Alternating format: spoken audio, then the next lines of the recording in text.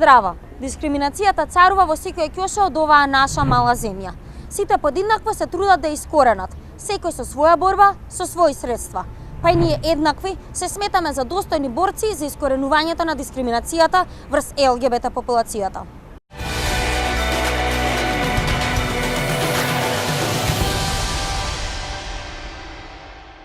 Институциите наспроти здруженијата. Секој со своја активност, со своја дејност, со своја мисија и цел. Кој ги критикува едните, а кој другите? Кој ја оценува нивната работа и дали нивните дејности допринесуваат за да се подобри ситуацијата на ЛГБТ популацијата во Македонија?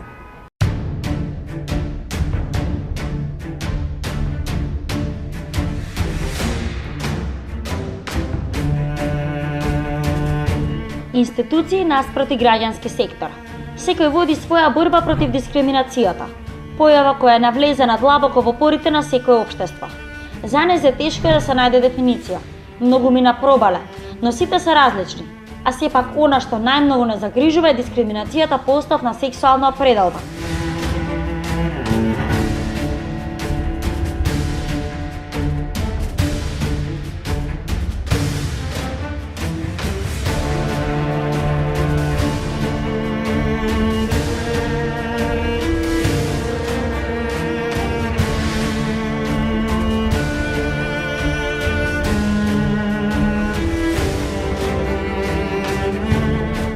До сега направивме многу анализи на оваа тема.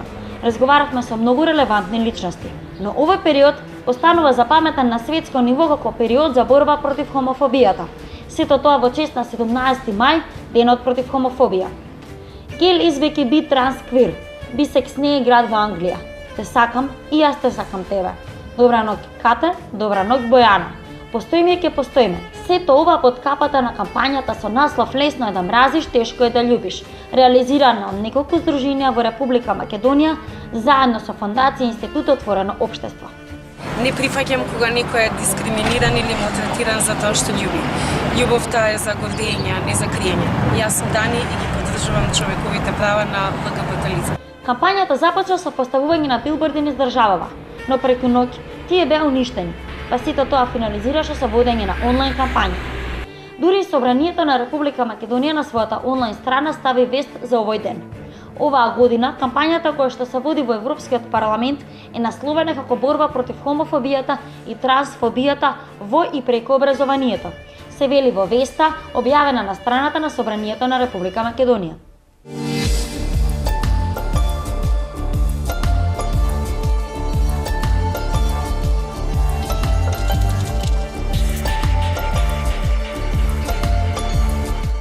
Институцијата која е надлежна за реакција доколку некој од нас е дискриминиран е Комисијата за заштита од дискриминација.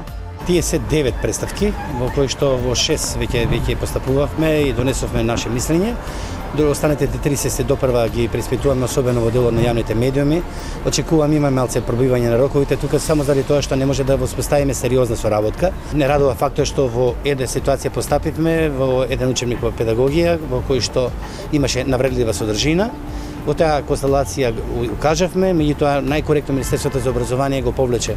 Значи тоа издание го препечати тој дел и на крајот крачата сега си е сосем неговата фактички суштина и да речеме шанса да се чита, да биде едукативен материјал и така натаму си го попреми своето значење. Таа посочува на дискриминација во медиумите.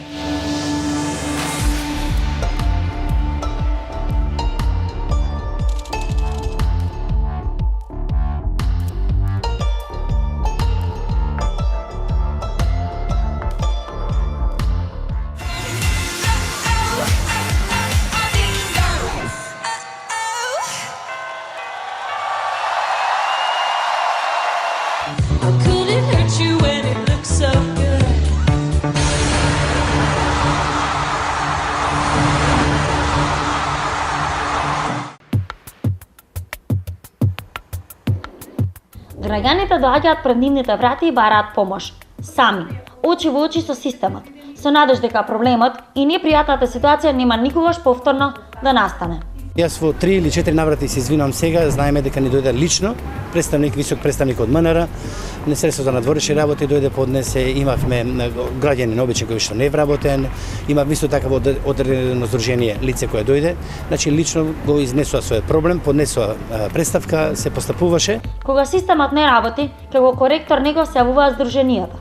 Има многу кои што работат на оваа тема, но мал број од нив ги заштитуваат конкретно лесбејките како дел од ЛГБТ популацијата.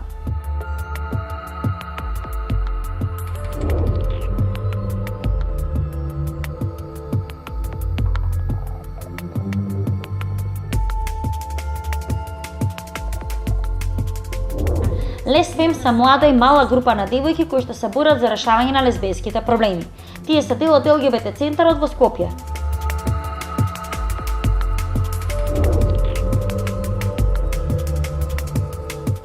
Убав ден, среќен ден го потреса Скопје и каква? Имаше реакции со тоа што нели веста одма кога ги објавивме и сликите на Facebook, одма се прошири према на многу медиуми.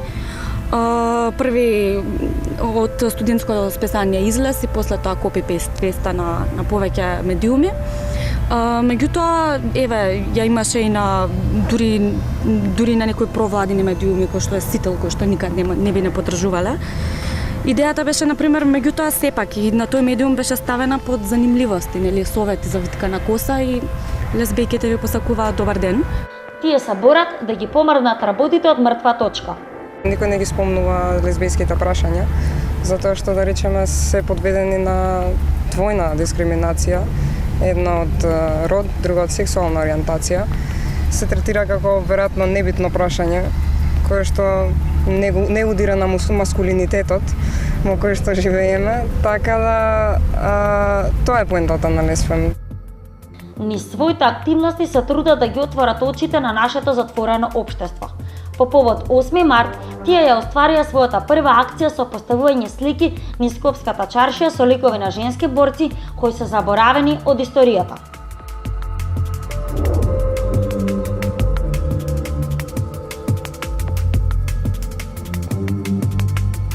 И нашите пријатели од Хрватска имаат свој Лесфем под наслов Лесбор. Тие се лесбијски и феминистички хор кој е склоп од активизам, култура и светли моменти. Odavno već nisam mislila o tebi, među nama dani i godine stoje. Враќајќи се во реалноста и организацијата Здруженска се бори за дискриминацијата на жените на секакво ниво. Големат нееднаквост. Една од основите во кои што се дискриминирани жените во Република Македонија е и сексуалната определба. Апсолутно. Мислам, сексуалната определба и самите знаете, предизвикува големо внимание веќе неколку години наназад. Со самото тоа што веќе се развие некакви форми на здружување на лицата кои имаат поинаква сексуална ориентација до нешто значи мнозинство или хетеросексуално.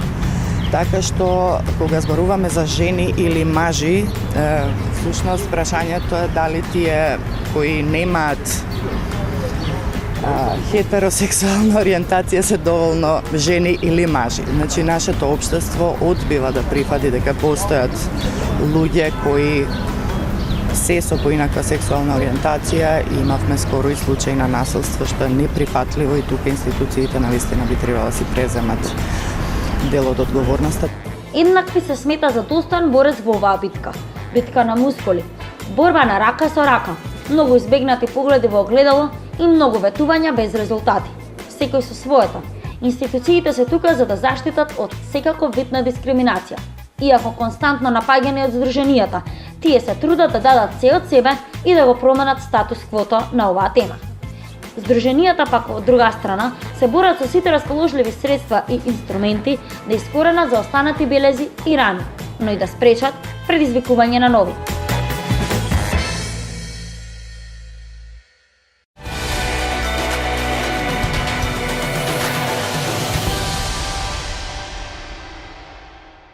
За серијалот еднакви проговори уште еден транссексуалец од Македонија. Иако е роден како жена, Бојан веќе 3 години изгледа како маж.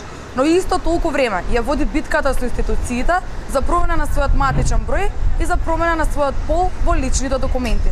Ова е неговата животна приказна.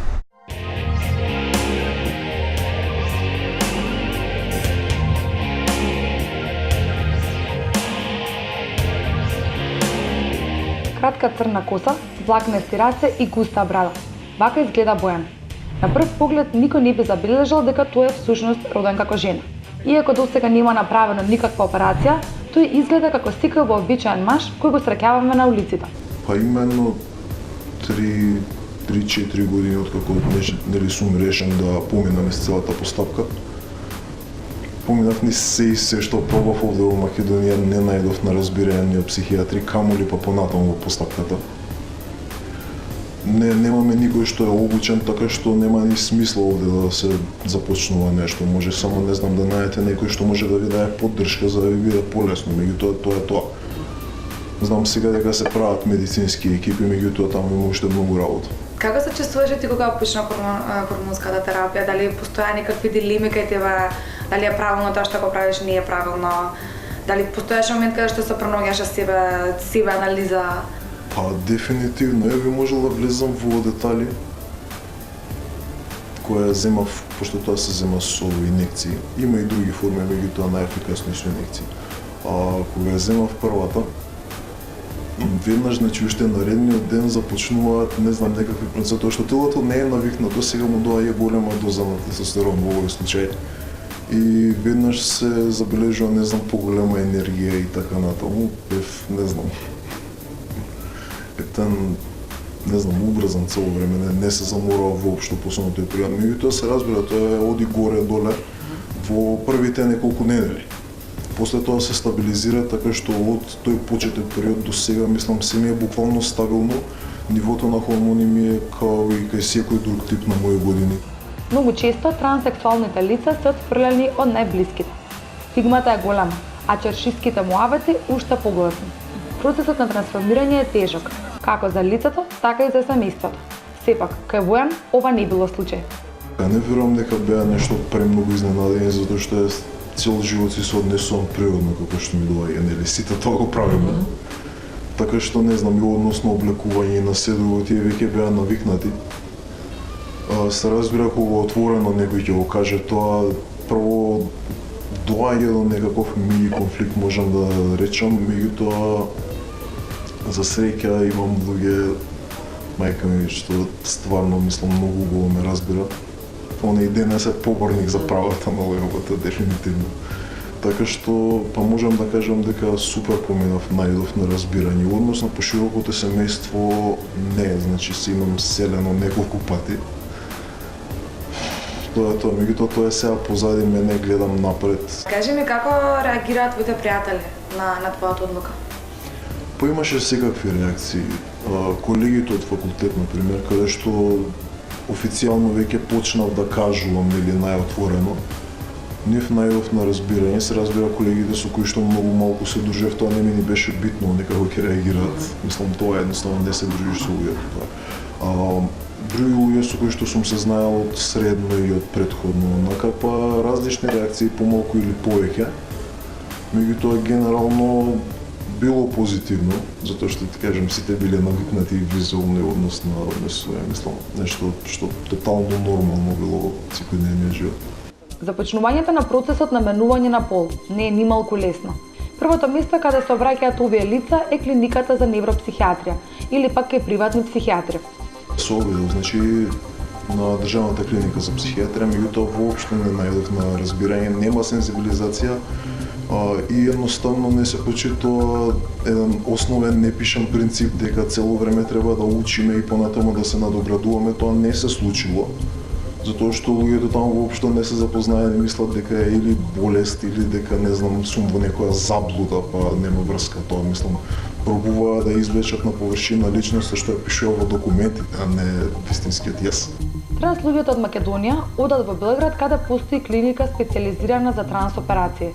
Хормоналната терапија е на сметка на лицето кое се трансформира. Исто и операцијата. Една ампула чини 1 евро, па на годишно ниво треба да се издвојат до 50 евра за хормонална терапија.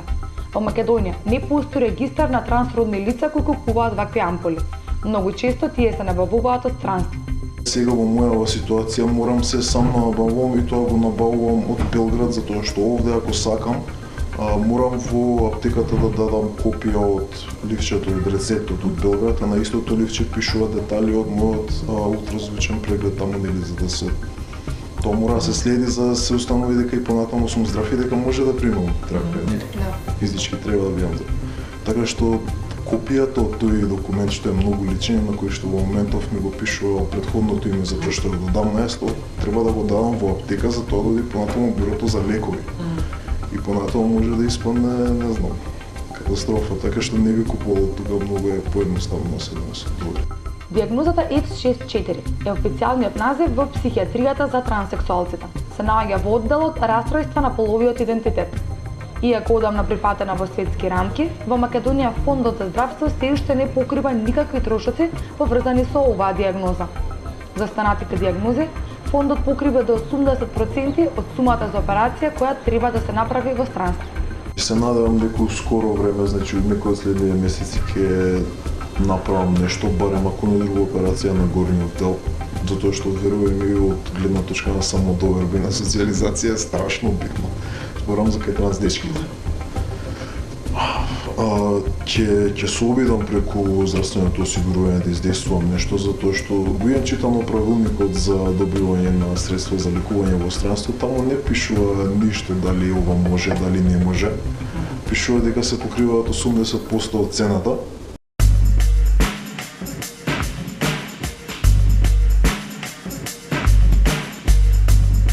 За едно лице да го промени полот во своите лични документи, треба да поднесе 3 исправи. Потврда за извршена операција или хормонска терапија, лична карта и извод од матичната книга на родење. Првата институција каде треба да се обрати е матичната служба. Без променет пол во изводот, промената во останатите документи е невозможна.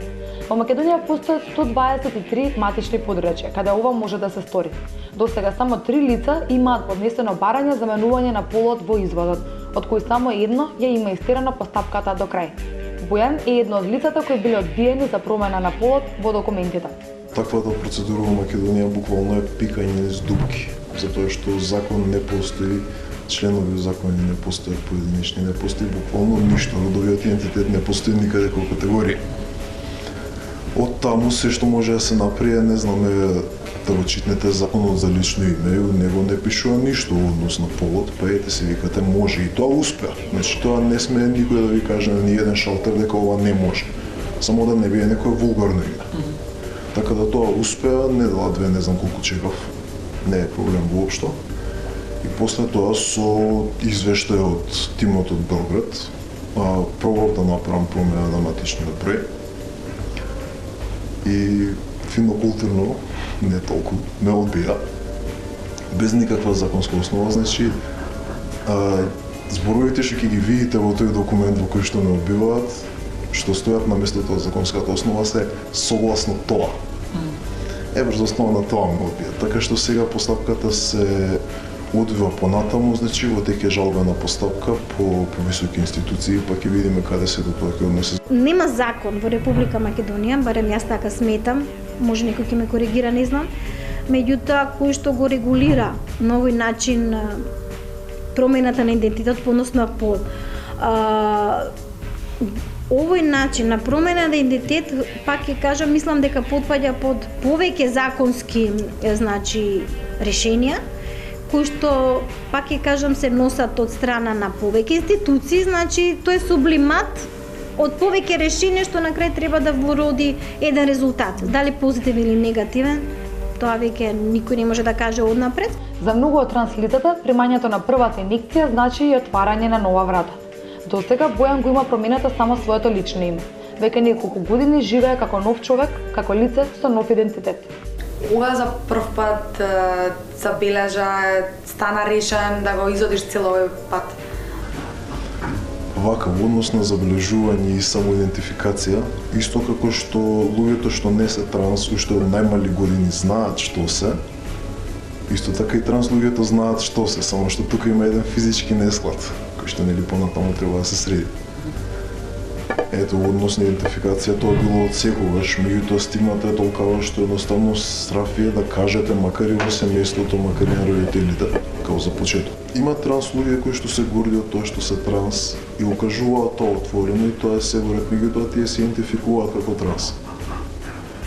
Јас сум на хартија технички транс, меѓутоа јас себе се идентификувам како геј тип и ништо повеќе. Мислам, целото тоа двиножито, ако можем така да го наречам, на родовиот идентитет е многу големо. Сите на неа некој начин варираме, затоа што типичен маж и типична жена тешко дека ќе најдете. Сега што кажеш дека ти ствари не се гледаш како трансродно лице, туку се гледаш како машко од раѓање? Па да, тоа ми е најнормално, исто како што сите ние се гледаме како нешто од раѓање. Исто е кај сите, само тоа е тоа.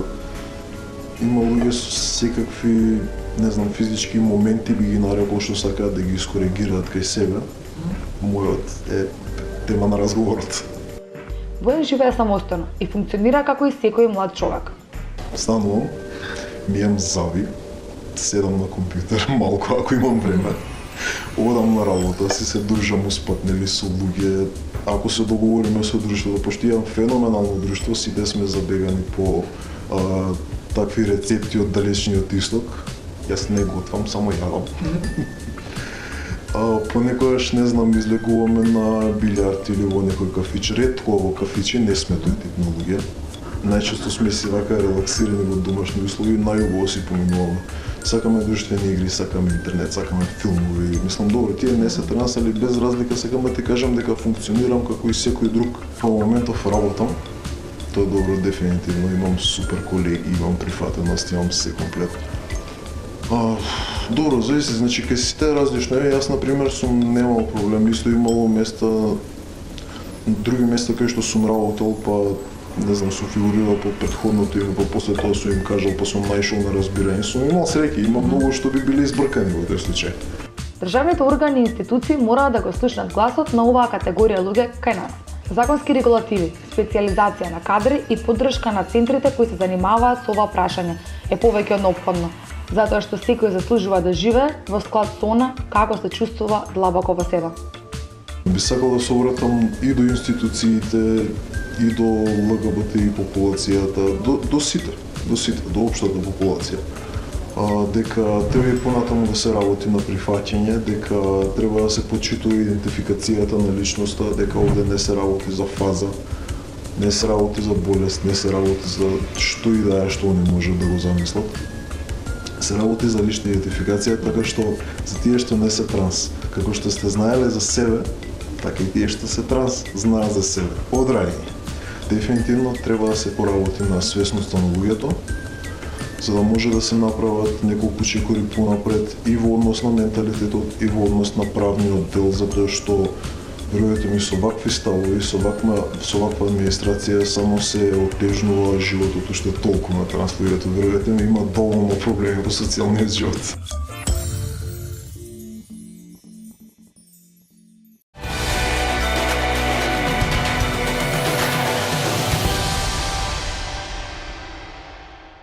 Уште на колку шалтери ќе треба да прошата Бојан за да извојува својата битка. Уште на колку врати ќе треба да тропна за да ги оствари своите права. Нека оваа емисија биде порака до сите надлежни институции дека сите граѓани заслужуваат еднакви права. До следното видување, збогум!